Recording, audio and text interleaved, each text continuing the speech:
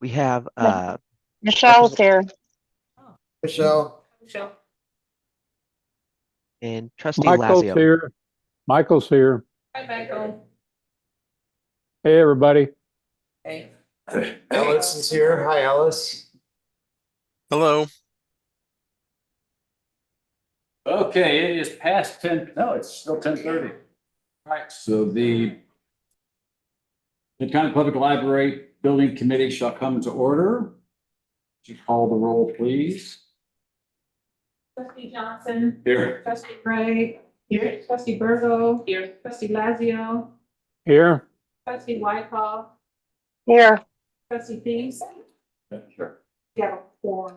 We have a quorum. The next order of business is the approval of the agenda. Is there a motion?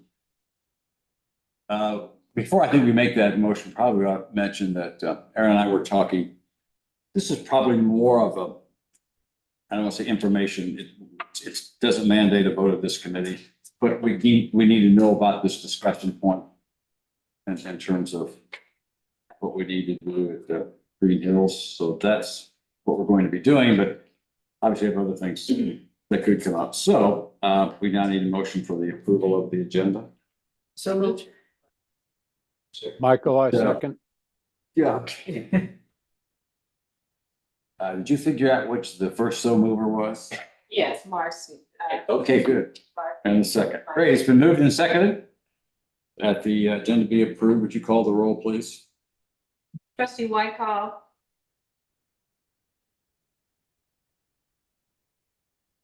Trustee Thies. Yes. Trustee Lazio. Yes.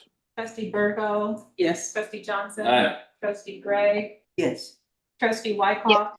Yes. Motion carried. Good. Motion carried.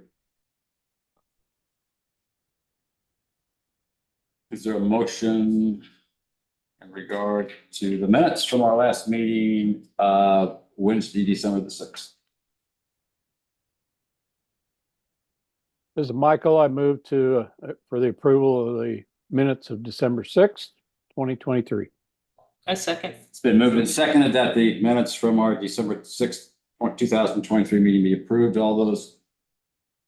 Yes, please call the roll, please. Trustee Wyckoff. Yes. Trustee Thies. Yes. Trustee Lazio. Yes. Trustee Virgo. Yes. Trustee Johnson. Aye. Trustee Gray. Yes. Motion carries. And the motion carries. Our fifth item is really a presentation to us about additional costs that may be required and why it's required at the Culinary Center, Green Hills. Who's going to? I'll start it off. Okay. This is Aaron Mason, the director. We're here today to talk about modifications that need to be made to Green Hills Culinary Kitchen. And just a little bit of background that'll get us to the why it is that we're doing what we're doing. Originally, and forgive me, with me today is Ellis Katz from PMC. We have Brad from SAP. I don't know if anyone from Dunn is here. I don't see them. Eric Nickerson with Jade Hunzon. We have Eric here also. And we have Jacqueline Reed, who's the manager that oversees all of our mission enhancements and the Culinary Center as well. When we built Green Hills and designed the Culinary Kitchen, library staff directed SAP and Dunn to build out a teaching kitchen where food prep could be handled in the classroom area of it, the main classroom area, and any cooking that needed to be done would be handled in the front of the classroom on the main stoves. If you've ever been there, you know what we're talking about. This is a little bit limiting in terms of the way we program. So you could accommodate maybe 2 people over the stoves in the front of the classroom. But when Xander came on board, he built out a curriculum that relied both on cold food and dry food prep, but also cooking instruction using heating plates. And to use those heating plates in the main area, significant modifications would be needed to the Greenhouse Teaching Kitchen. So we listened to Xander. and he kind of told us his concerns, that the way we're currently permitted wouldn't afford us, the opportunity to do that type of cooking instruction. If we were to be compliant with code, we need to make some revisions. So, anyone can stop me here, but so this triggered a conversation. And first we looked at what it would take to do cooking at each of the stations throughout the room to accommodate 24 people, sitting in the main classroom area. And that the price of doing those revisions exceeded our budget. It would require hoods over each of the stations. It would require a drop ceiling and many other modifications. So Ellis Katz and Brad, whose last name, wait, is it Dan? Excuse me. No, Dan from Food Strategy. I tasked them with coming up with an alternate plan to where we could do some cooking, accommodate more people, approximately 10 at a time, and stay within our budget. And Dan Sapp and our partners at Dunn came back with a plan that we'll share with you or walk through with you today. This plan is significantly less expensive than, major revisions that would have cooking stations throughout. And I don't know, we think it's a good solution to the problem. We can look a little bit at the drawings, but just to attach some numbers to this, our estimate is that these revisions would be in the neighborhood of $350,000 to $400,000 at the end of the day. It would take us maybe 4 or 5 months to mobilize and get all the equipment we need, and then an additional 6 to 8 months. Excuse me, yes, 6 to 8 weeks to do the actual work. So why am I here today? This will mean a service interruption. So we will have to close the culinary center for 6 to 8 weeks. But from a budgetary perspective, we have more than enough in contingency to cover the cost of this revision. And it should be noted also that had this been factored into the design process in the beginning, that cost would have just been a part of the total cost of constructing the culinary kitchen.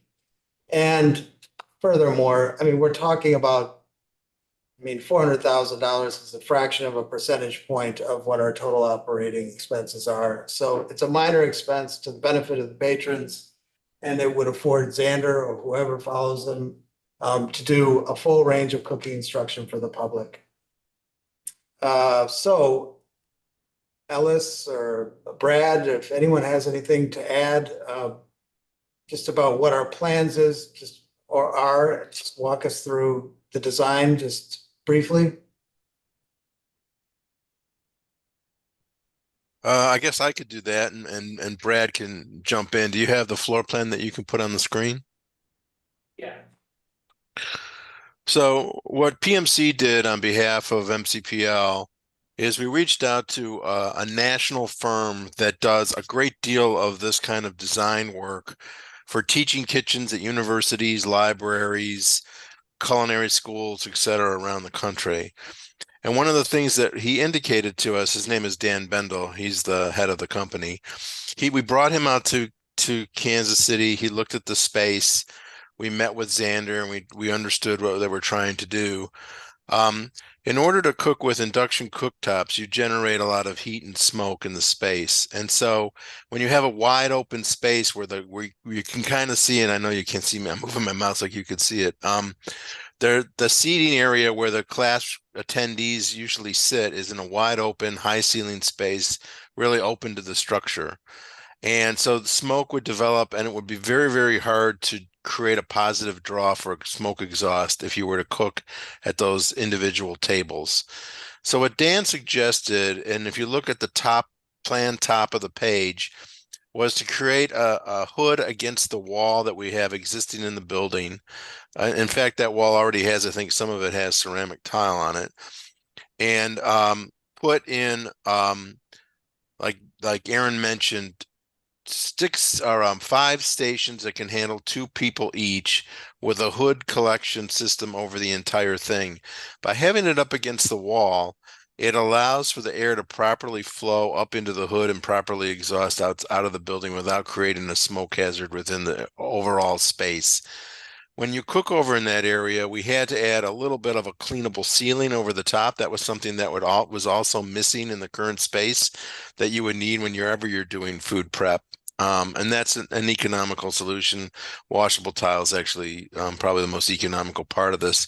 The biggest expense is the fact that we have to buy a hood and provide the exhaust mechanical system to exhaust that hood through the roof. But this allows the groups of 10 at a time to go ahead and prep in a variety of different cooking conditions up against the wall in that location. In addition, one of the things that was lacking in the current presentation kitchen there, and I'm going to try to describe this.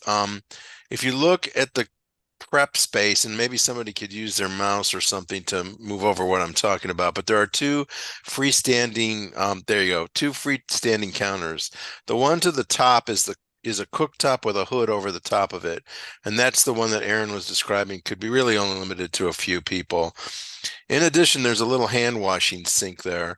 That hand washing sink doesn't comply with ADA code. And so for anybody to do food prep in the area, we really needed to create an ADA compliant sink. So what we did was we were flipping sinks from the one on the island to the one on the wall and providing an ADA compliant sink at the one at the wall. Then what we're doing in the southern island is that island basically is devoid. If you can move your mouse to that southern island, there you go. Is devoid of any kind of power. So really, it's just like a prep table where you could roll out chopped products, roll out dough if you're making pastries or whatever you might be doing, but you can't really plug in anything for a mixer or for any other appliance to do cooking or chopping or cutting or things like that. So we also are adding some power poles down from the ceiling connected into that island so that we have the ability to have some versatility to that station as well. So that's the general gist of what we're doing and plan. Brad, you want to add anything? Yeah, I guess the only thing I would add is there is the potential as well on the back line to have a couple more people cooking if they do have a bigger class and need more than 10.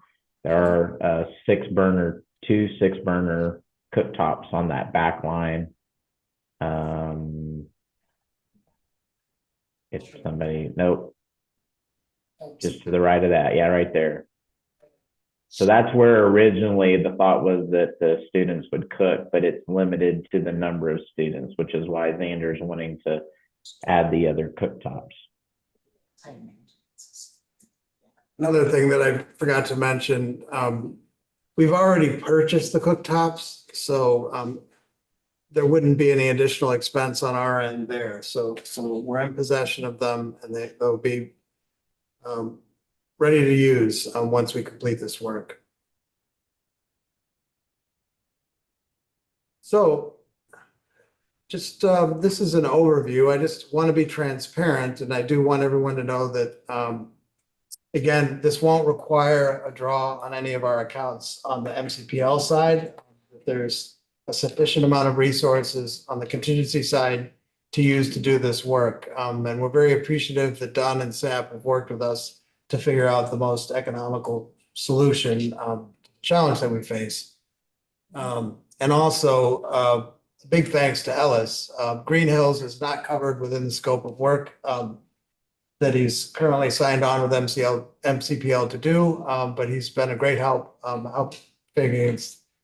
He's been a great help in helping us figure this out. So I'll turn it over to you guys. If you have any questions, we'd be happy to answer them. And also, we have Jacqueline with us who can answer questions about our classes and our curriculum. I will say these classes are unique in that every one that we offer is filled to capacity. So we're not seeing a waning interest in this type of coursework. In fact, there's an increased interest in it. And so doing this work will help us build out a more well-rounded curriculum. I just have a comment. Mhm. I kind of liken this as part of a needed component to learn. It's like someone can read you a book, or you can actually get a hand on a book and do it yourself. Someone can show you how to cook, or you can actually get the steps in. And I see this as building on culinary literacy piece from a hand, because not everybody's a visual learner. Right. Some have to get in and do it, some have to try it, and we can all learn from doing. So I would be in favor.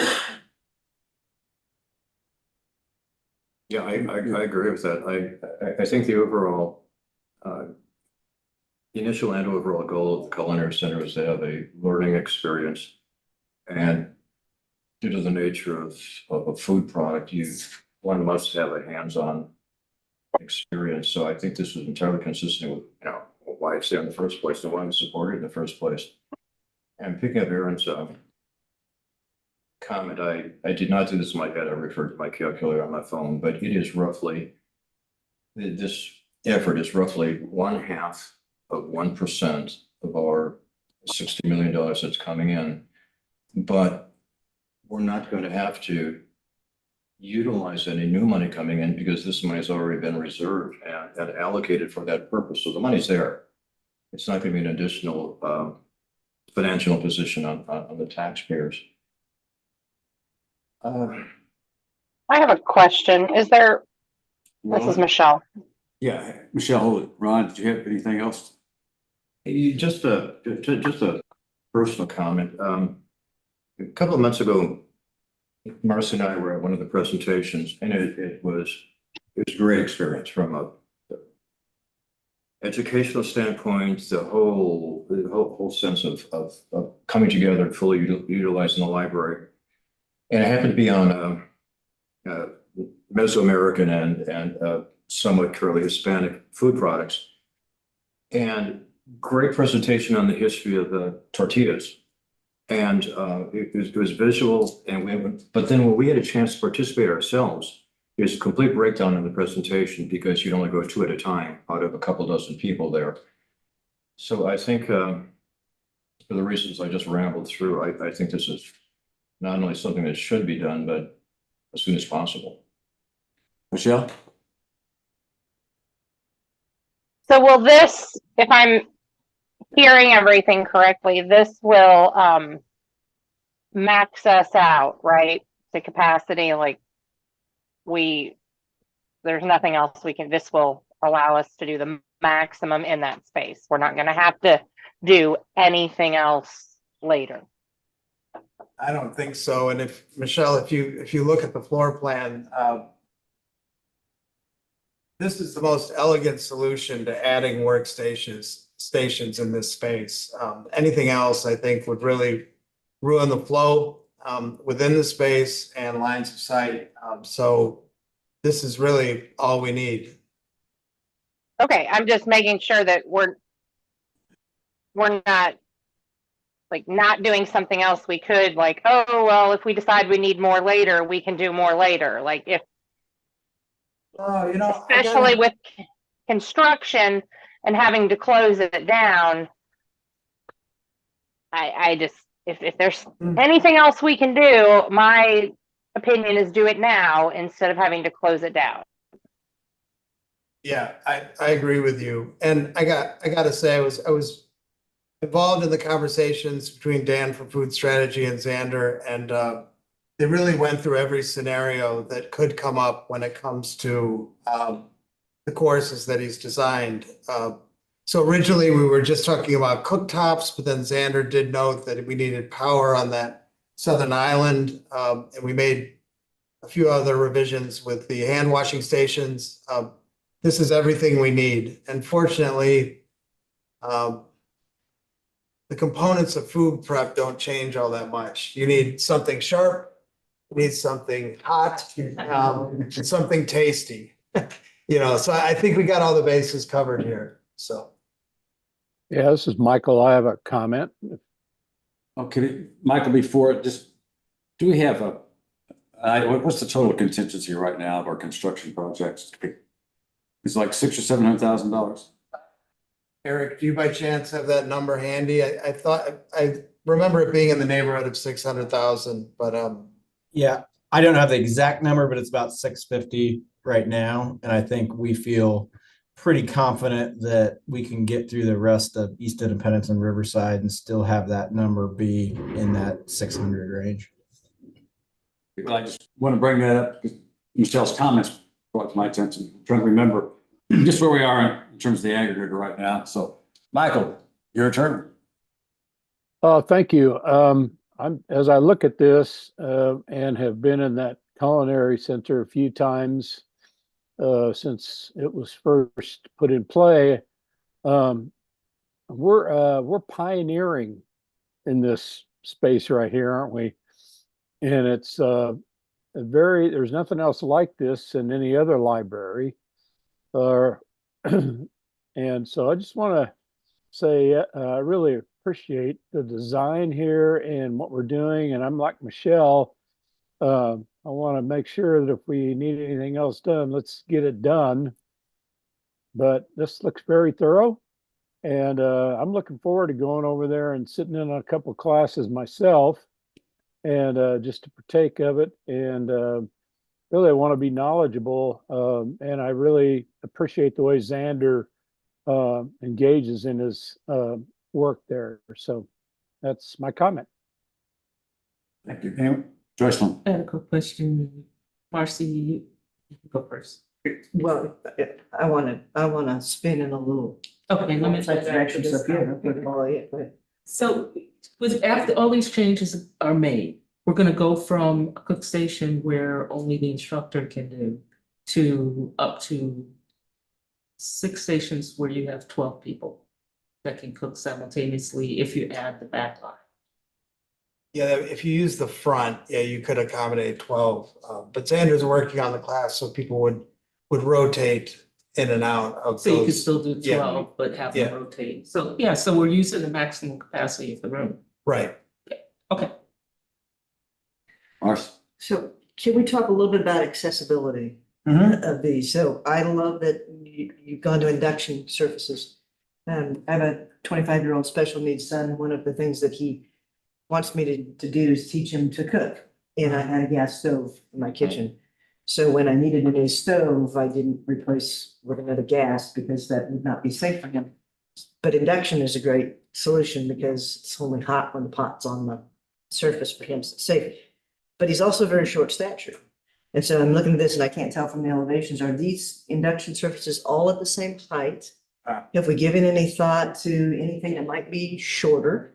Yeah. And if we're looking forward to maybe classes that might teach younger people with parents present, are these at a surface? That's the other thing is I can teach him to cook on my induction stove at home now, but I still have to get a step stool for him to accommodate. So are there any kinds of accommodations that we could be thinking of on the front end of this to maybe take one of those 2 burner stations and make that lower perhaps, or? I So- think I can answer that question. And I'll verify this with Dan Bendel, but we did talk about this. And the stations are all set up for side approach ADA access. But I believe the one station that's on the other side of column line 4 is going to be a ADA accessible, meaning it's lower in height and reach range to the other stations. But I'll confirm that with him. That's great. Just trying to, think of all of those. Good question. Yeah. Good point. And you can't tell from this, but the induction tops sit on tables that can be moved. We probably won't be moving them, so there's a way to reconfigure it if need be. Are they open under, or are they? Yeah, they're closed open cabinets, under. So they're open under, so Yeah, you it's not- could, you could literally wheel a chair under or some Yes. other. Perfect, yeah, great. Yeah, and to add to that, you could also have a couple of different height tables or an adjustable height table to accommodate different accessibility needs as well. Perfect. All right, do we have any other questions or comments about this project? I'm glad we're having this discussion. Just a comment. I know this is not a voting item, but I think if our minutes could reflect that there is a consensus, if not unanimity, in the committee to have them memorialized in the minutes, because I think this is just something worthy of putting down on paper.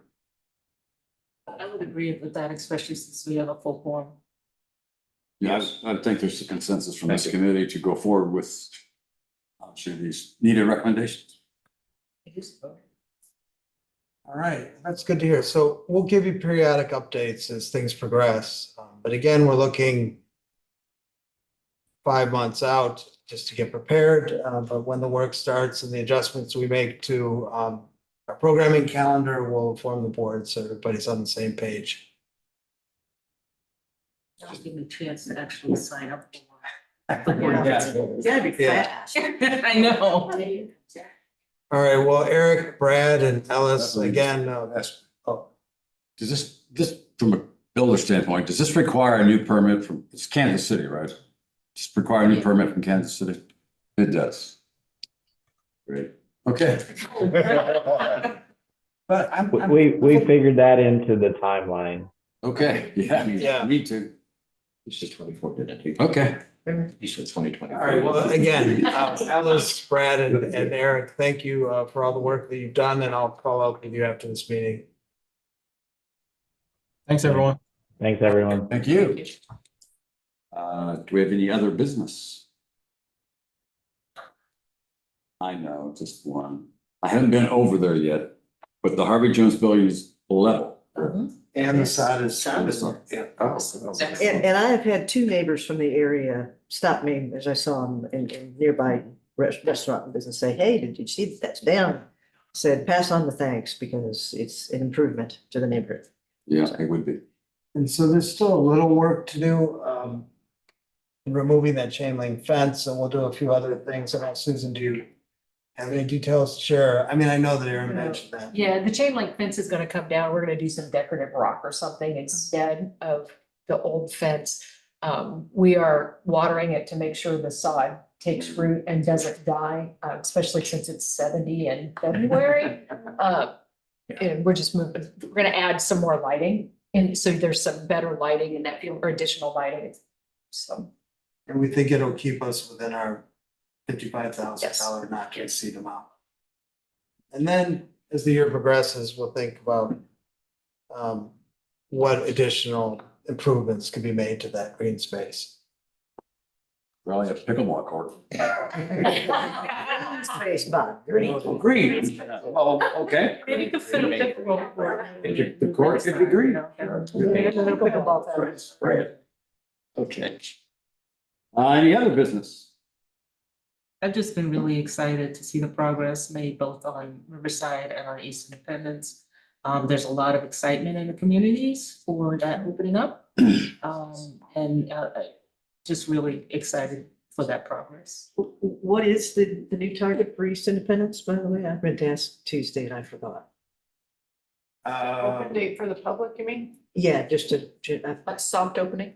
yes, It's the end of May. end of May-ish, what ish? Ish. No problem, just targets, okay. Mr. Wildling said when we built MGC, he said, let's just advertise seasons now instead of months. Oh, good. That's good. Do we have a motion to adjourn? I will make that motion to adjourn. Second. It's been moved and seconded that the meeting be adjourned. All those in favor say aye. All right. Aye.